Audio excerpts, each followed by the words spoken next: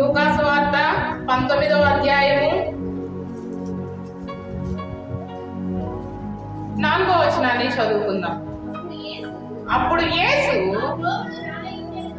ఆ త్రోవను రానే ఉండేది కనుక అతను ముందుగా పరిగెత్తి ఆయనను చూచుటకు ఒక మేడి చెట్టు ఎక్కాను. ఏం చేస్తున్నాడంట? ఇప్పుడు ఇన్ని కార్యాలు చేస్తా ఉన్నాడు కదా. చీకటిలో ఉన్న వారికి వెలుగు కలుగుతుంది, మరణంలో ఉన్న వారికి వెలుగు కలుగుతుంది, అనేక మంది రోగులు స్వస్థపరుస్తూ ఉన్నాడు. అసలు ఇది నేనేం చేయాలి?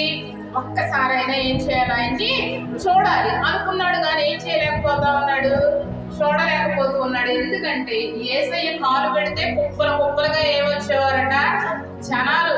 అసలు ఖాళీ లేకుండా అదంతా కూడా ఏమైపోయేది, విస్తారమైన జనంతో నిండిపోయినప్పుడు యేసయ్యని చూడడానికి జక్కయ్యకి అవకాశము కలగడం లేదు.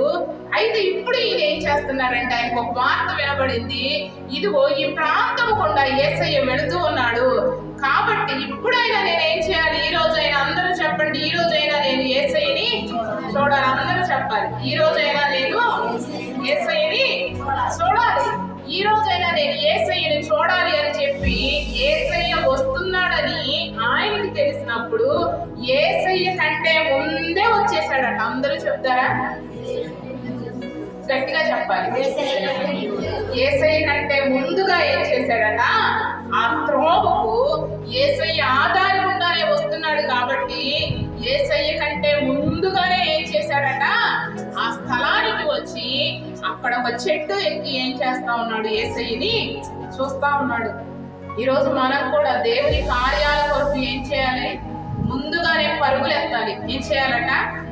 ముందుగానే యేసయ్య కొరకు పరుగులెత్తాలి. అతడు ముందుగానే పరిగెత్తి వచ్చాడట. యేసయ్య కార్యాలు, ఇన్ని గొప్ప కార్యాలు చేస్తున్నటువంటి యేసయ్యని నేను చూడాలి అని చెప్పి ముందుగానే పరుగులు తీసుకుంటూ వచ్చి ఇప్పుడు ఏం చేశాడట? మేడి చెట్టు ఎక్కాడు. విస్తారమైన జనాలు వచ్చేసారు. అందరి దృష్టి కూడా యేసయ్య మీదే ఉంది. కానీ యేసయ్య దృష్టి ఆయన కంటే ముందు వచ్చినటువంటి జక్కయ్య మీద ఉంది. అందరూ చెప్తారా? ఆయన కంటే ముందు వచ్చిన ఎందుకో చెప్పనా? ఆయనలో ఒక ఆశ ఉంది. ఈ రోజు నేను ఎలాగైనా యేసయ్యని వాళ్ళ పనులు పక్కన పెట్టాడు, వడ్డీలు తెచ్చుకుంటాడు. వడ్డీలు కూడా పక్కన పెట్టేసి ఏం చేశాడట? అన్ని పనులు పక్కకు పెట్టేసి వచ్చి యేసయ్య కంటే ముందుగా పరిగెత్తుకుంటా వచ్చి యేసయ్య కార్యం కొరకు యేసయ్యని చూడాలని ఆశ కలిగి ఉన్నాడు. కాబట్టి అందరి దృష్టి యేసయ్య మీద ఉంటే యేసయ్య దృష్టి మాత్రము ఆ జక్కయ్య మీద మాత్రమే ఉందట. ఈరోజు దేవుని దృష్టి నా మీద ఉండాలి అని చెప్పి మీరు కూడా అనుకోవాలి. ఏం చేయాలి? గట్టిగా చెప్పాలి. అందరూ చెప్పండి, యేసయ్య దృష్టి నా మీద, యేసయ్య దృష్టి మీ మీద ఉండాలంటే మీరు కూడా పరుగులు ఎత్తుకుంటా దైవ సన్నిధికి రావాలి. అందరూ చెప్తారండి? ప్రభు గారు చెప్పండి అండి. యేసయ్య దృష్టి మీ మీదకి రావాలంటే పరిగెత్తుకుంటూ రావడం అంటే పరిగెత్తుకుంటూ రావడం కాదు, ముందొచ్చేయడం. ఏం చేయడం? ముందొచ్చేయడం. దేవునికి స్తోత్రం. హల్లెలూయా. వ్యాపారంలో మీకు నష్టం జరిగిన, లేకపోతే మీకే నష్టం జరిగిన మీరు మాత్రం దేవుణ్ణి ఏం చేయకూడదు? అందరూ చెప్పాలి, విడిచిపెట్టకూడదు. దేవుడి కొరకు పరుగులెత్తుకుంటూ రావాలి. చూడండి, అనేక మంది యేసయ్య కొరకు ఎదురు చూస్తూ ఉంటే యేసయ్య దృష్టి ఎవరి మీద ఉందట? ఆయన కంటే ముందుగా పరిగెత్తుకొచ్చినటువంటి జక్కయ్య మీద ఉంది. మనము కూడా ఏం చేయాలి? యేసయ్య ఘనమైన కార్యాల కొరకు ఆశ కలిగి ఉంటే దేవుడే ఏం చేస్తాడు? మనతో మాట్లాడుతూ ఉంటాడు. దేవునికి స్తోత్రం కలుగును గాక. ఇప్పుడు అందరినీ వదిలేసేసి ఇప్పుడు యేసు ప్రభు వారు ఏమంటూ ఉన్నారు చూడండి. ఇదిగో జక్కయ్యతో దేవుడు మాట్లాడుతూ ఉన్నాడు కదా.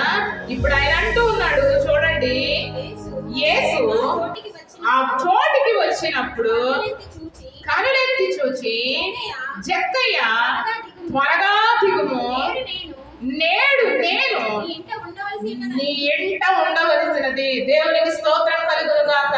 హల్లెలూయా, హల్లెలూయా. అందరం చప్పట్లు కొట్టి దేవుని నామాన్ని మహిమపరుద్దాం. యేసయ్య కనుక ఇదిగో ఆయన మన ఇంటికే కనుక వస్తే మనకన్నీ ఉంటాయండి. దేవునికి స్తోత్రం కలుగును గాక. హల్లెలూయా.